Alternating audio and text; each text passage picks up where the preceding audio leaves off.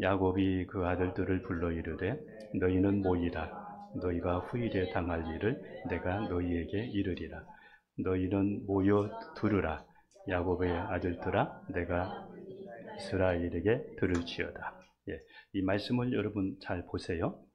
야곱이 그 아들들을 불러 이르되, 야곱의 아들들은 12명입니다. 12명입니다. 그런데 그렇게 얘기합니다. 뭐라고 이러냐면 모이라, 너희는 모이라, 이렇게 얘기합니다. 야곱이 이제 세상을 떠날 날이 얼마 안 남았습니다. 그때 자녀들을 다 모이라, 이렇게 이야기를 합니다.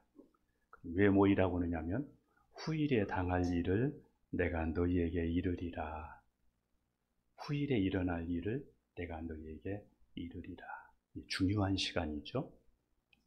예. 그리고는 또 이제 2절에 보게 되면 너희는 모여 들으라 야곱의 아들들아. 그리고는 뒤에 보니까 이스라엘에게 들을지어다. 이렇게 나오죠. 그래서 야곱과 이스라엘, 야곱이 나중에 이스라엘이 돼요. 야곱에게는 몇 명의 아들이 있어요? 12명의 아들이 있는데 이스라엘의 12지파가 되는 거예요. 그러니까 야곱은 이스라엘이고 그 이스라엘이 나중에는 이제 북이스라엘과 남쪽 유다를 이렇게 나누지기도 하지만 이 가정이 나라가 되는 거예요. 그래서 오늘은 이 야곱의 가정사를 이렇게 돌아보면서 우리의 가정도 함께 돌아봤으면 좋겠다. 사실은 제가 우리 가족 수련회에서 이 말씀을 한번 제가 나누려고 하다가 다음으로 미뤄졌었는데 오늘 이렇게 함께 나눌 수 있어서 정말 감사하게 생각을 합니다. 야곱의 생애를 보면 야곱은 믿음의 조상 아브라함의 손자입니다. 그의 아버지는 이삭이고 또 그의 어머니는 리브가입니다. 야곱은 이삭과 리브가 사이에서 이 쌍둥이로 태어나는데 에서의 동생으로 태어나는데 그 태어날 때 형의 발 뒤꿈치를 이렇게 잡고 나왔다고 해서 그 이름이 야곱이 되었습니다. 야곱이라는 이름의 뜻은 발 뒤꿈치를 잡은 자. 그러니까 어렸을 때부터 나오면서 이러한 근성이 있는 것을 볼 수가 있죠. 형 발 뒤꿈치를 어린 아이가 이렇게 잡고 나오는 그러한 근성이 있는 사람입니다. 한 번은 야곱의 어머니 리브가가 야곱한테 이야기를 합니다. 그래서 이제 형 에서의 모습을 갖추고 야곱에게 이삭에게 들어가서 야곱이 받을 에서가 받을 그런 장자의 축복을 야곱이 받습니다. 아버지를 속이고 자기가 장자인 것처럼 이렇게 해서 장자의 복을 이 야곱이 받습니다. 나중에 에서가 이것을 알고 형 에서가 이것을 알고 야곱을 죽이려고 합니다. 그래서 이 야곱은 외삼촌 라반의 집으로 피하게 됩니다. 외삼촌 그 지역에 이렇게 가서 도착을 하니까 우물가에 한 여인이 있는데 그 여인이 외삼촌 라반의 딸이었습니다. 그 이름이 라헬입니다. 라헬. 야곱이 이 라헬을 좋아합니다. 그래서 외삼촌에게 라헬하고 결혼하는 조건으로 7년 동안 봉사하도록 서로 약조를 합니다. 그래서 7년간 봉사하고 이제 결혼해서 첫날 밤입니다.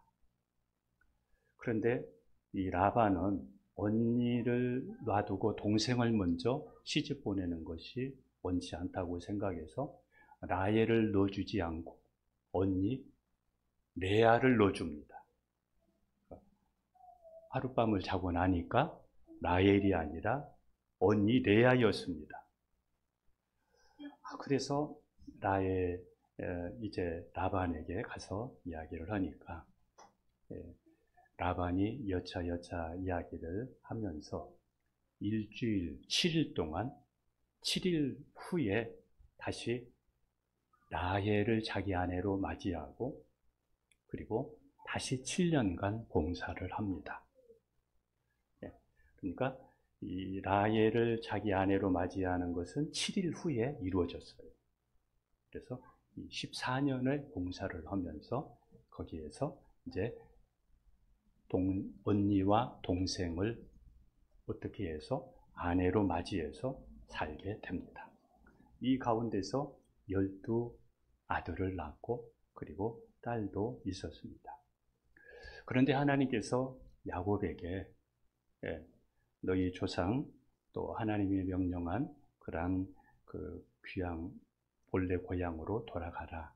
이렇게 해서 이제 가나안 땅으로 돌아가려고 이제 길을 가다가 형 에서가 죽이려고 이렇게 오는 그 형 에서와 화해하고 그리고 이삭이 죽자 자기의 아버지 이삭이 죽자 함께 장례를 치르게 됩니다. 그리고 나서 야곱이 이제 가나안 땅으로 이렇게 오는 길에 세겜이라는 그 지역에 머물러서 거기에서 장막을 짓고 잠깐 머무르게 되는데 그리고 땅도 사고 그렇게 하게 됩니다. 그러는 사이에 그 딸이 하나 있는데 그 딸 이름이 디나인데 이 디나가 그 지역에 있는 사람들 또 여자들을 어떻게 사는지 이렇게 보고 싶어서 구경하러 나가다가 그 지역에 살고 있는 추장 하몰의 아들 세겜을 만나서 세겜이 성폭행을 합니다. 이것을 이제 그 야곱의 아들들이 이것을 알고 화가 대단하게 납니다. 그런데 하몰과 이 세겜이 야곱에게 제안을 합니다. 우리 함께 디나를 우리에게 주고 너무 사랑하니까 결혼하고 싶다. 그리고 우리 함께 서로 결혼하고 서로 함께 하면서 지내면 어떻겠느냐. 이렇게 하니까 이 야곱의 아들들이 좋다. 그렇게 하면서 조건을 거는데 할례를 하게 합니다. 그래서 할례를 하게 되는데 할례하면서 가장 고통이 심할 때 그때에 레위와 시므온이 그 성을 기습을 해서 그 성에 있는 남자들을 모두 다 살육을 합니다. 야곱이 그때의 그 충격을 받고 야곱이 베델로 다시 올라오게 됩니다. 그리고 이제 야곱에게는 12아들이 있는데 야곱은 특히 12아들 중에서 요셉을 사랑하게 됩니다. 그러니까 11명의 나머지 아들들이 시기심이 생겨서 요셉을 은 20에 팔게 됩니다. 그 은 20에 팔아져서 이 요셉은 애굽의 보디발의 그 집에 종으로 살게 됩니다. 야곱은 자기 아들 사랑했던 그 요셉이 사라지는 것을 보고 마음에 애통해 하는데 요셉은 애굽에 가서 바로의 꿈을 해석해 주면서 애굽의 총리가 되게 됩니다. 가나안 땅에 흉년이 오게 됩니다. 그래서 야곱이 자녀들에게 아들들에게 애굽에는 곡식이 많다고 하니까 애굽에 가서 곡식을 사오도록 합니다. 그래서 야곱의 자녀들이 애굽에 가서 곡식을 사러 가는데 거기에서 요셉을 만나게 됩니다. 그리고는 이제 야곱이 그의 가족들을 모두를 데리고 애굽으로 가게 됩니다. 그리고는 이제 바로 왕을 애굽의 왕을 만나는데, 애굽의 왕이 야곱에게 이렇게 얘기합니다. 당신의 연세가 어떻게 돼요? 이렇게 물으니까 나이 이야기는, 숫자 얘기는 안 하고 자기 선조들에 비해서는 얼마 안 된다고 이렇게 이야기하면서 그때 이런 이야기를 합니다. 자신은 험악한 세월을 보냈습니다. 나는 험난한 생활을 이렇게 보냈습니다. 그렇게 하고 야곱에게 축복하고 나와서 고센 땅에서 그 땅을 얻어서 거기에서 산업을 얻어 거기에서 생활을 하게 됩니다. 그게 우리 앞에 나와 있는 이제 그 내용의 앞에 나와 있는 말씀입니다. 야곱이 애굽에 가게 된 것은 중요합니다. 오늘 말씀 중요합니다. 야곱이 애굽에 가게 된 것은 그냥 우연히 애굽으로 가게 된 것이 아닙니다. 하나님께서 창세기 15장 3절에 창세기 15장 3절 말씀에 하나님께서 13절 말씀에 아브라함에게 말씀했습니다. 앞으로 애굽에서 거기서 4대 동안 있게 될 거야. 그래서 야곱이 지금 애굽에 가게 된 것은 하나님의 섭리 속에, 하나님의 계획 속에 애굽에 가게 된 것입니다. 여기에서 우리는 알 수 있는 것이 모든 일은 하나님이 하신다는 겁니다. 내가 열심히 산다고 해서 내 삶이 지켜지는 게 아닙니다. 여러분의 가정이 지켜지지 않습니다. 내가 열심히 살면 잘 되고 잘 살고 열심히 살면 뭔가 꿈을 이룰 것 같은데 근데 실제로는 그렇게 되지 않는다는 것입니다. 야곱처럼 내 힘으로 살려고 하다가 험난한 생활을 보내지 말고 험난한 삶을 살기보다는 하나님과 함께 하면서 행복한 생활을 한번 만들어 가십시오. 하나님과 함께 행복한 가정, 행복한 시간들을 만드십시오. 야곱은 죽음이 가까워지자 이 자녀들을 불러서 자녀들의 장례를 예언을 합니다. 우리가 주의 깊게 봐야 될 것이 있는데 야곱을 알려고 하면 창세기 48장과 창세기 49장을 우리가 잘 눈여겨 볼 필요가 있습니다. 이 두 장을 보면 왜 하나님이 아브라함의 하나님, 이삭의 하나님, 야곱의 하나님이라고 말했는가를 나옵니다. 왜 야곱의 하나님이란 말을 하나님이 하셨는가를 나옵니다. 한 번은 야곱이 병들어 있습니다. 창세기 48장에 나와 있는 내용입니다.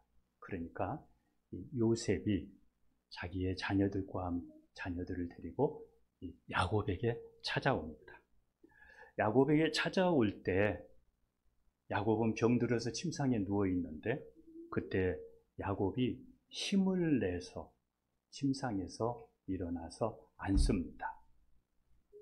앉아서 이렇게 얘기합니다. 요셉과 그의 자녀 앞에서 자신이 만난 전능하신 하나님을 이야기합니다. 대부분의 사람은 나이가 들게 되면 손자, 손녀들에게 이렇게 얘기하거든요. 공부 잘하고 부모 잘 순종하고 잘 살아야 돼. 대부분은 이런 이야기를 합니다. 그런데 야곱은 그런 이야기를 하지 않고 하나님 이야기를 합니다. 요셉의 가족에게 그 하나님, 자기가 만난 하나님을 물려주고 그 하나님 신앙을 알려주고 그 자녀들에게 전해주고 싶어서 야곱은 마지막까지 전능하신 하나님 이야기를 하는 것을 알 수가 있습니다.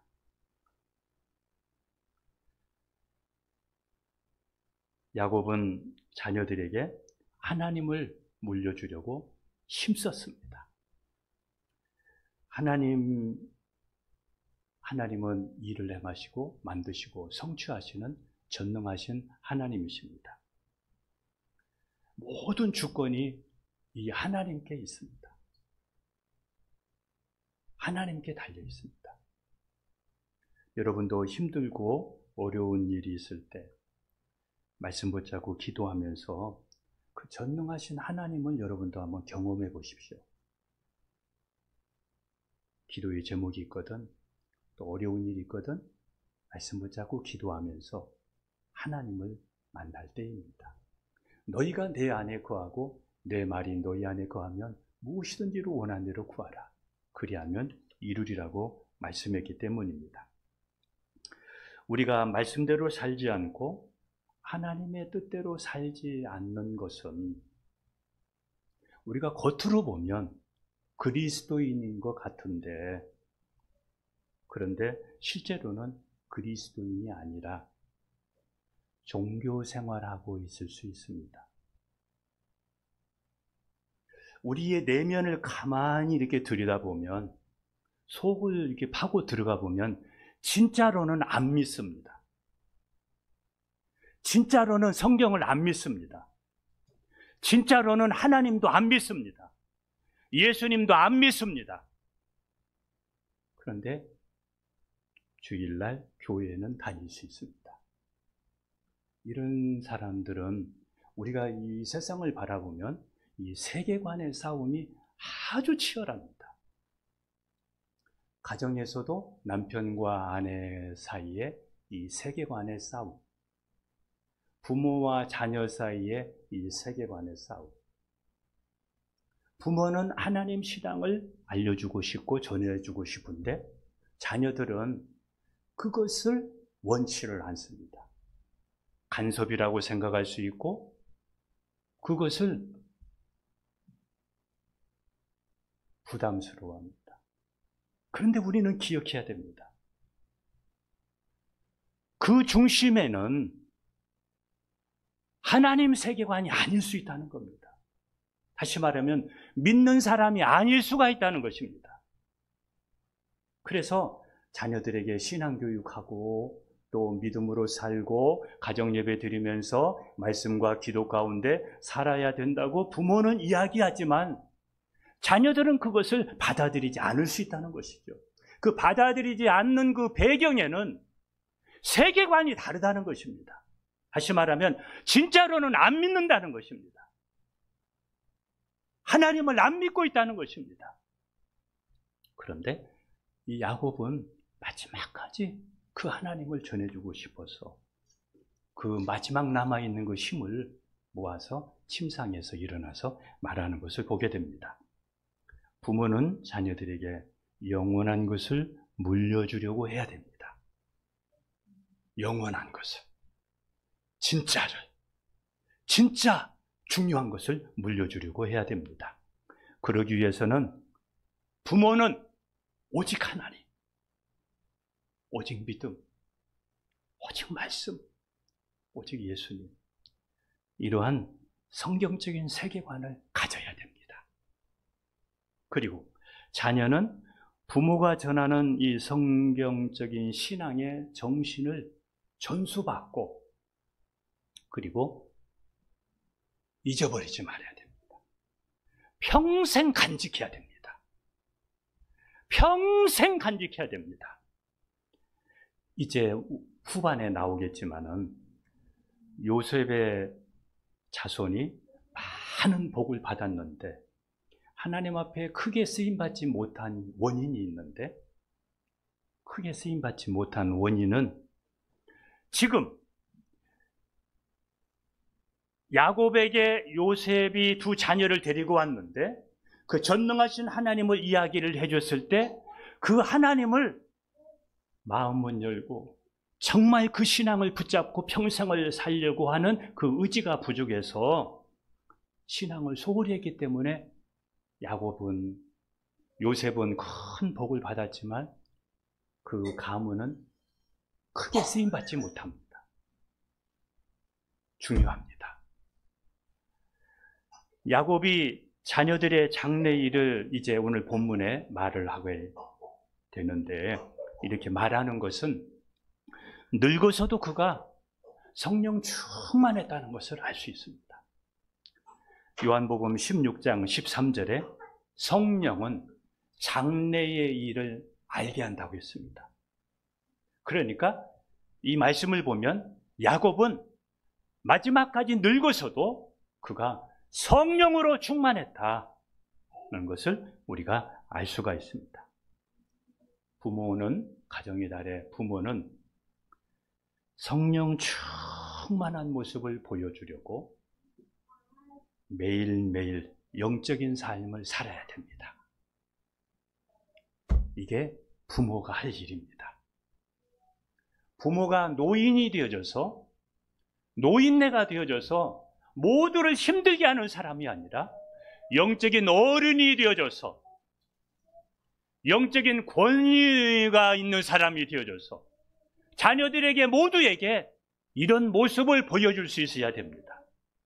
이게 믿음의 부모입니다.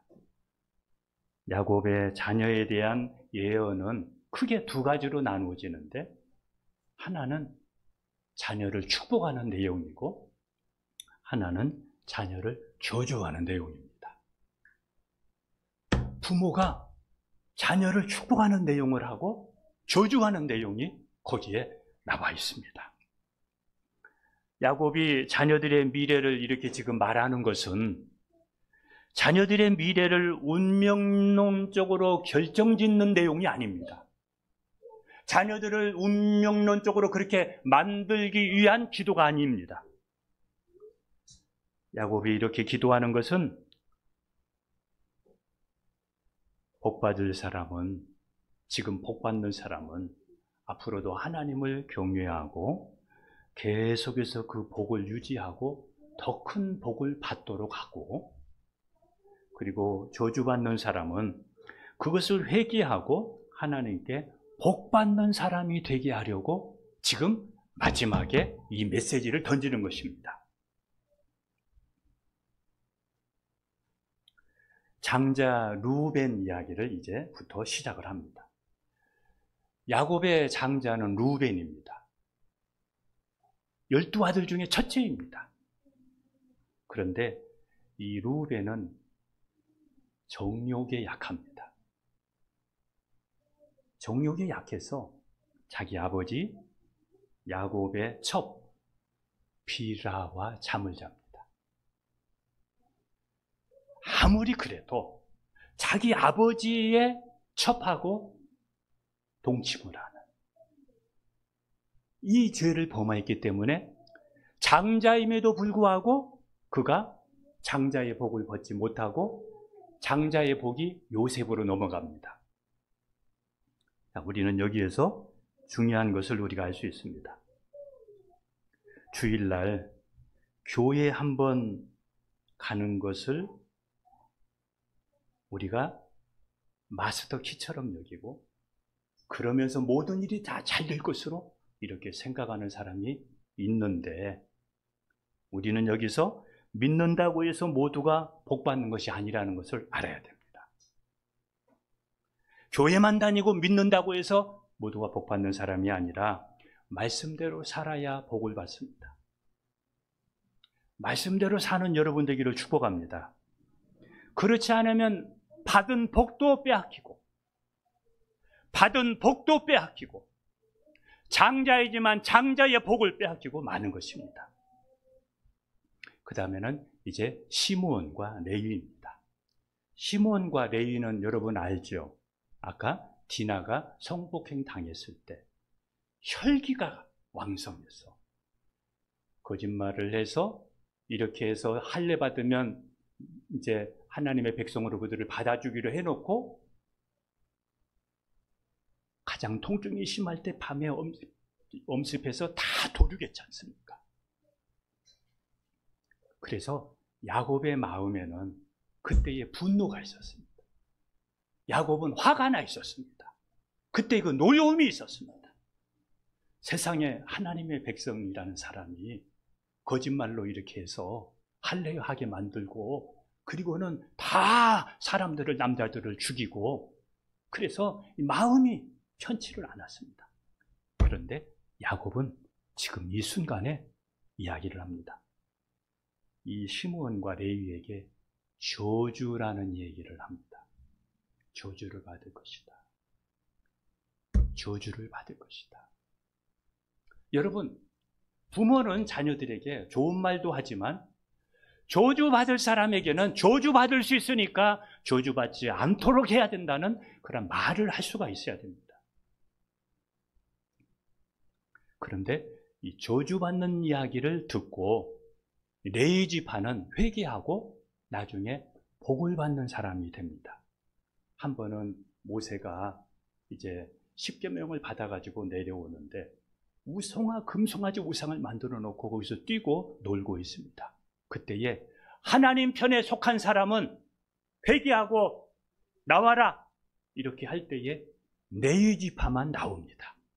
그리고 레위 지파가 칼을 들고 그리고 회개하지 않고 우상 숭배했던 사람들을 가서 치는데 그날 3,000명이 죽습니다. 하나님께서 그때의 이 레위의 믿음을 보시고 레위 지파가 나중에 제사장이 됩니다. 대제사장이 됩니다. 그리고 레위 지파 속에서 나중에 다윗이 나오고 예수님이 탄생하게 됩니다. 그러니까 얼마나 큰 복을 받은 사람입니까? 그런데 그 가운데 또 누가 나오냐면 시므온이 나오는데 이 시므온은 저주가 계속됩니다.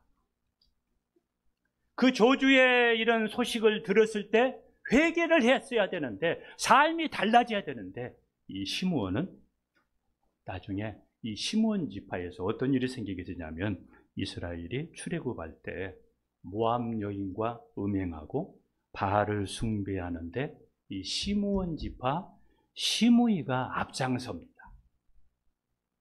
그래서 이 사건으로 인해서 이 시므온 지파의 인구가 감소되게 되고 그리고 이스라엘 12지파 중에서 가장 작은 지파가 됩니다.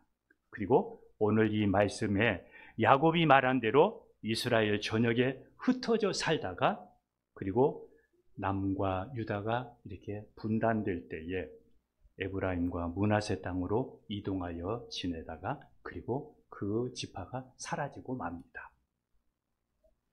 이제 유다 지파입니다. 유다는 어떤 사람이냐면 아버지의 마음을 알아주는 사람입니다. 이 베냐민을 애굽으로 보내게 될 때 야곱은 베냐민을 안 보내고 싶었습니다. 요셉도 잃어버렸는데 베냐민도 잃어버릴까 봐 그때에 유다가 아버지 제가 책임지고 데려오겠습니다. 그렇지 않으면 저와 우리 자녀들을 벌하시옵소서. 아버지 제가 반드시 데리고 오겠습니다. 그리고는 자기 형제들을 대신해서 자기가 감옥에 갇히려고도 하고 자기 아버지의 마음을 알아주는 사람이 바로 이 유다였습니다. 성경에 보면 이 야곱이 마음이 기쁠 때에는 축복해주고 또 야곱의 마음이 불편할 때는 저주하고 있는 것을 우리가 알게 됩니다. 여러분, 이 말씀 오늘 이 창세기 49장을 보게 되면 야곱의 마음이 기쁘면 축복해주고 야곱의 마음이 불편하면 저주하는 것을 여기서 보게 됩니다.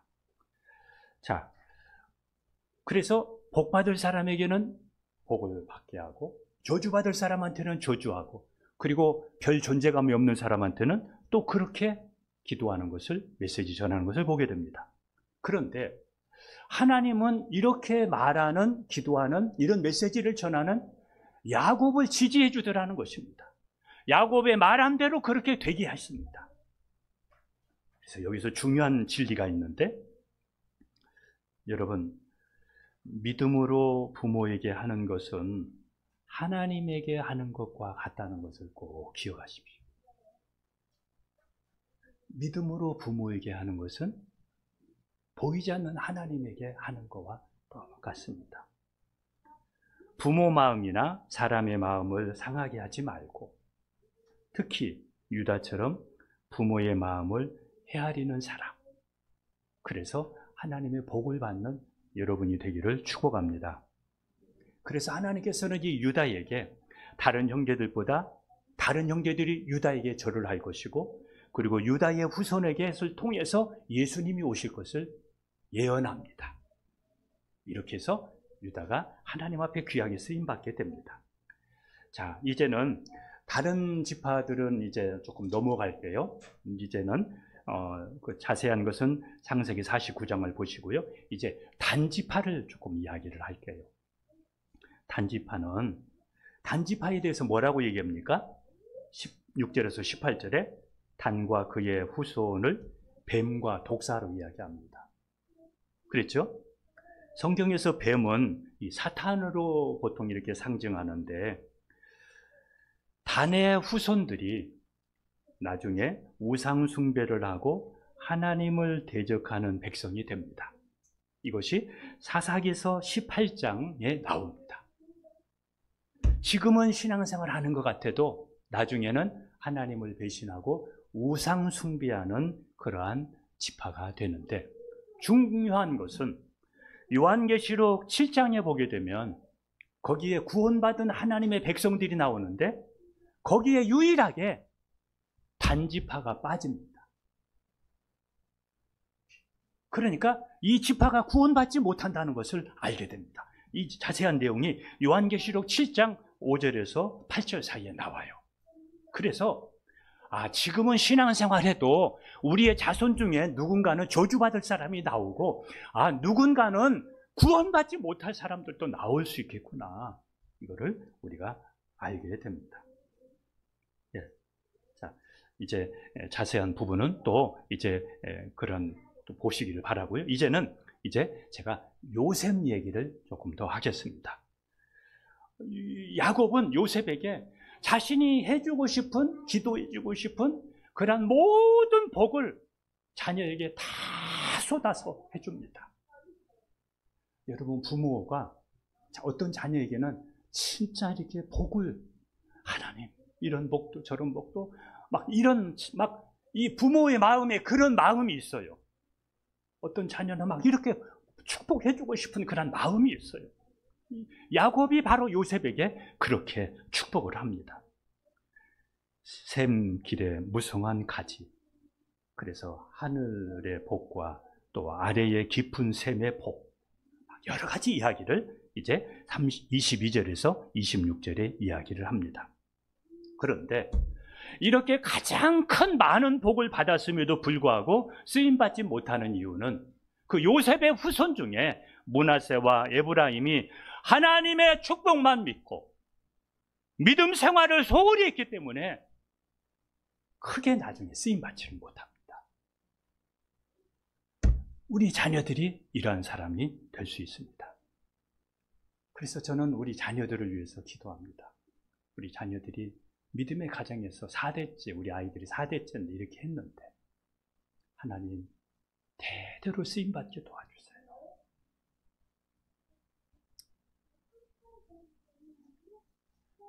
이제 말씀을 이제 정리하려고 합니다. 야곱은 자녀들의 분량대로 축복했습니다. 이것이 창세기 49장 28절입니다. 어떻게 축복했어요? 분량대로. 어떻게 축복했어요? 분량대로. 그래서 저와 여러분들이 복 받을 수 있는 믿음의 분량, 믿음의 그릇이 필요합니다. 믿음의 그릇이 돼야 됩니다. 복 달라고 우리가 기도하는 것도 중요하지만 복 받을 사람이 돼야 돼요. 하나님이 복 주고 싶은데 그런데 복 받을 수 있는 가정 그릇이 되지 못하면 안 되잖아요. 그리고 또 복을 받았으면 그 복을 간직할 수 있어야 돼요. 오래오래. 이 요셉의 가정처럼, 요셉의 지파처럼 이렇게 오래가지 못하게 되면 안 되잖아요. 복 받을 사람이 따로 있고 저주 받을 사람이 따로 있는 게 아닙니다.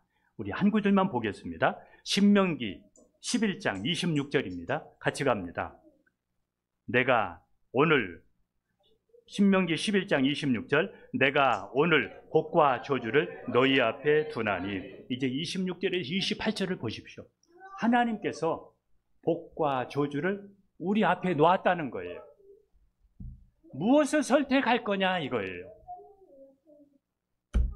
나와 우리 가정이, 우리 자녀들이 무엇을 선택하며 갈 거냐 이거예요. 복의 길을 갈 거냐 아니면은 저주의 길을 갈 거냐, 이 두 길을 선택하라는 거예요. 아무거나 된다고 간다고 해서 되는 것이 아니라는 거예요. 하나님께 복 받을 수 있는 길을 선택을 하라는 거예요. 하나님이 원하시는 길. 우리 자녀들이 이 길을 선택하고 가야 됩니다. 우리 가정이 이 길을 선택하고 가야 나중에 험난한 생활을 보내지 않습니다. 야곱은 그리고 마지막에 막벨라 굴에 자기 자신을 이제 장례하도록 유언을 합니다. 그리고는 이제 자녀들이 이제 야곱을 막벨라 굴에, 가나안의 막벨라 굴에 장사를 합니다. 그런데 그 막벨라 굴에는 아브라함이 있고 또 그곳에는 또 이제 이삭이 있고, 그리고 그곳에 누가 있느냐면 레아가 있습니다. 라헬은 가나안 땅으로 이렇게 오다가 출산하다가 난산으로 죽어서 그냥 묻히게 되고, 다른 데 묻히게 되고, 레아가 이 막벨라 굴에 들어가게 되는데, 마지막에 야곱이 택한 것은 라헬이 아니라 야곱이었습니다. 이 라헬은 얼굴도 예쁘고 지혜로운 사람이었지만, 그런데 레아는 얼굴도 그렇고 지혜도 평범한 사람이었습니다. 그런데 하나님께서는 그 외부보다도 이 레아의 믿음을 통해서, 레아의 후손을 통해서 대제사장이 나오고, 그리고 다윗이 나오고, 그리고 예수님이 그 족보에서 나오게 됩니다. 우리의 외형적인 것보다, 외모보다 더 중요한 것은 믿음이라는 것을 우리가 잊지 말아야 됩니다. 하나님은 약한 것을 통해서 강한 자를 부끄럽게 하시고, 없는 자를 통해서 있는 자를 부끄럽게 하시는 분이 하나님이십니다. 여러분, 하나님 중심의 가정이 되십시오. 말씀을 마칩니다. 성경에 장자를 축복하고 장자에게 2배의 유산을 주게 되어 있지만, 그런데 이런 전통이 깨질 때가 있는데, 축복의 가치를 모르고 안일하게 신앙생활 하다가 또 세상적인 삶을 살다가 이 축복을 놓친 사람들이 나옵니다. 그게 누구냐면 루벤이었고 에서였습니다. 예수님도 먼저 된 자가 나중되고 나중된 자가 먼저 된다고 그랬습니다. 우리 기억해야 됩니다. 에베소 교회는 처음에는 칭찬을 받지만 나중에 처음 사랑을 잃어버리고, 그리고 예수님께 책망을 받는데 이렇게 이야기했습니다. 그들이 회개하지 않으면 내가 너와 함께하지 않겠다. 촛대를 옮기겠다. 다시 말하면 구원받지 못한다. 그렇게 말씀했습니다. 구원은 우리가 태어나면서부터 결정되는 것이 아니라 하나님의 주권 가운데 언제든지 바뀔 수 있다는 것을 잊지 마십시오. 구원은 하나님의 주권 가운데 언제든지 바뀔 수 있다는 것을 여러분 잊지 마십시오. 야곱의 자녀 중에는 복받을 사람, 저주받은 사람, 그리고 구원받지 못하는 사람까지 나왔습니다. 가정의 달에 우리 가정을 한번 돌아보십시오. 야곱처럼 힘을 다해 마지막 힘을 다해 복받고 구원받는 가정이 되는데 우리 한번 힘을 쏟았으면 좋겠습니다. 그렇게 해도 저주받을 사람은 저주받고 구원받지 못한 사람은 구원받지 못할 수 있지만, 그러나 이런 영성을 가진 사람은 요셉처럼, 아니 야곱처럼 마지막까지 이 거룩한 영성을 가질 수 있고, 그리고 하늘 상급 쌓는 삶을 살 수 있습니다. 5월의 가정의 달에 저와 여러분이 이런 삶을 살았으면 좋겠습니다. 기도하겠습니다.